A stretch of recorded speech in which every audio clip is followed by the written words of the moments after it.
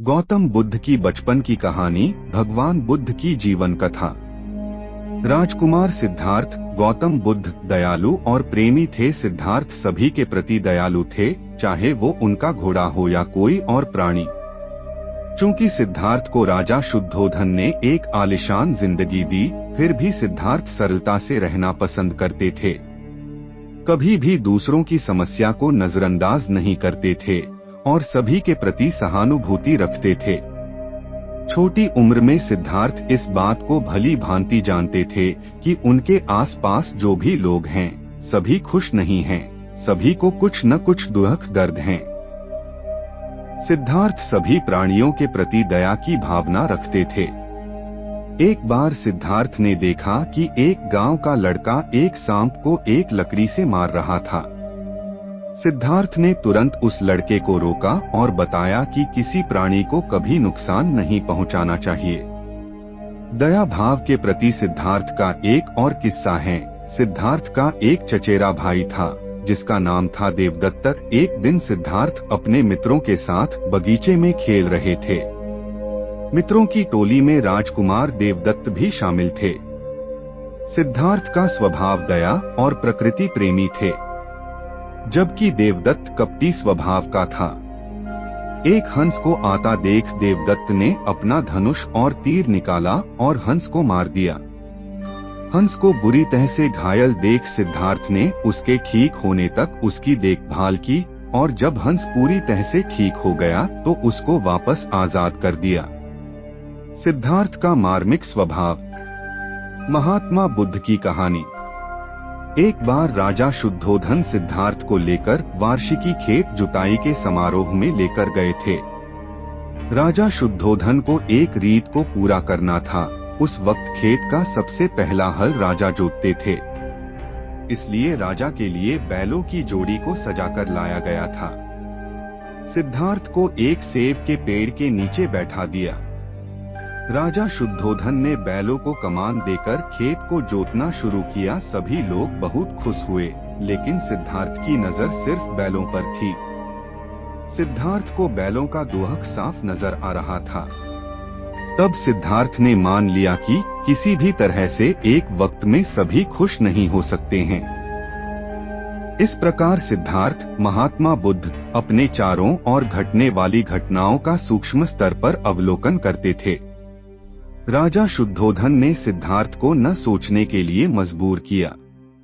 जब से राजा शुद्धोधन ने सिद्धार्थ को लेकर भविष्यवाणी सुनी, सिद्धार्थ को ऐसी जिंदगी दी जिसमें न तो वह ज्यादा सोच सकता था, न ही अपने विचारों से भटक सकता था। यहाँ तक कि सिद्धार्थ के आमने सामने सभी दास और नौकर भी हष्ट पुष्ट रहते थे। सिद्धार्थ को 30 वर्ष की उम्र तक शुद्धोधन ने वह जिंदगी दी जिसमें उसको इस बात की भनक लगने नहीं दी कि कभी मिट्टी भी हवा के साथ उड़ सकती है। राजा शुद्धोधन ने सभी ऋतुओं के लिए अलग अलग महल बनवाए ताकि सिद्धार्थ को कोई तकलीफ न हो। 16 वर्ष की आयु में सिद्धार्थ का विवाह करवा दिया। इसके बाद सिद्धार्थ यशोधरा में खोए रहते थे। यह सब कुछ 30 वर्ष की उम्र तक चलता रहा, जब तक सिद्धार्थ ने उन 4 घटनाओं को नहीं देखा। गुस्से पर बुद्ध के विचार, गुस्से पर बुद्ध की कहानी। गुस्सा करने वाला व्यक्ति जहर तो खुद पीता है, लेकिन मरने की आशा किसी और से करता है। महात्मा बुद्ध की ये सभी बातें एक सनकी व्यक्ति सुन रहा था। उसको बुद्ध के विचार बिल्कुल अच्छे नहीं लगे। बुद्ध क्रोध के विषय पर बोल रहे थे, लेकिन उनका चित्त बिल्कुल शांत था। इस बात से उस सनकी को और गुस्सा आ गया। सनकी आदमी उठा और उसने महात्मा बुद्ध के मुंह पर थूक दिया और बुद्ध को अपमानित करते हुए भला बुरा कहने लगे। उस आदमी के इस व्यवहार से सारी सभा भड़क उठी। बुद्ध ने सभी को शांत किया और उस व्यक्ति से कहा कि तुमको इस विषय पर कुछ और कहना है। वह व्यक्ति वहां से चला गया। महात्मा बुद्ध ने सभी को समझाया, उस व्यक्ति को बहुत सारी परेशानियां हो सकती हैं, हो सकता है वह मेरी बातों को अनुसरण नहीं करना चाहता है। उस व्यक्ति को लेकर मैं गुस्सा क्यों करूं? अगली सुबह हुई। उस व्यक्ति का गुस्सा शांत हुआ और वह ढूंढता हुआ महात्मा बुद्ध के पास पहुंचा। वह सनकी व्यक्ति बुद्ध के चरणों में गिर पड़ा और बोला, महात्मा जी, मैं वही दुष्ट हूँ जिसने कल आप पर थूका। आप मुझे क्षमा कर दीजिए। बुद्ध ने उस व्यक्ति को खड़ा किया और बोले, मैं तुम्हारी बातों को कल ही भूल गया। मुझे तुम्हारी बातों से कोई संदेह नहीं है। मैं भला तुम्हारी बातों को मेरी ज़हन में उतारकर खुद का नुकसान क्यों करूं? किसी बात को लेकर बैठने से हमारा जीवन और भविष्य दोनों की गति रुक जाती है।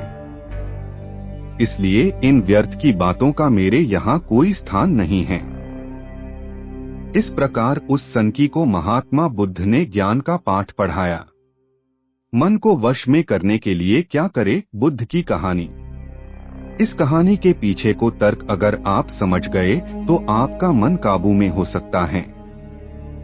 पहली बार जब इस कहानी को मैंने पढ़ा तो मुझे इसका तर्क समझ नहीं आया, लेकिन इसका भाव प्रेरणादायी है। एक बार महात्मा बुद्ध किसी नगर से गुजर रहे थे। बुद्ध की नजर एक कपड़े के व्यापारी पर पड़ी जो दुखी और हताश दिखाई दे रहा था। बुद्ध चलकर उनके पास गए और पूछा कि हे भंते, तुम इतने उदास क्यों हो? अगर तुम मुझे अपनी चिंता का विषय बताओ तो मैं तुम्हारी कुछ मदद कर सकता हूँ।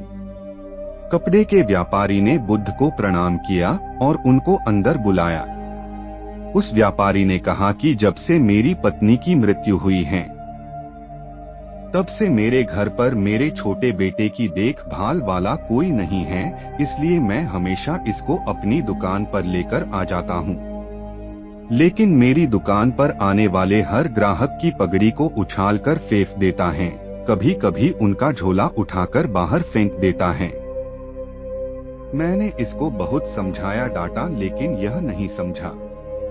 इसकी इस हरकतों की वजह से मेरे सारे ग्राहक खुद को अपमानित मानकर वापस चले जाते हैं। बुद्ध बोले, मैं तुम्हारी सहायता कर सकता हूँ, पर तुम मुझे वचन दो।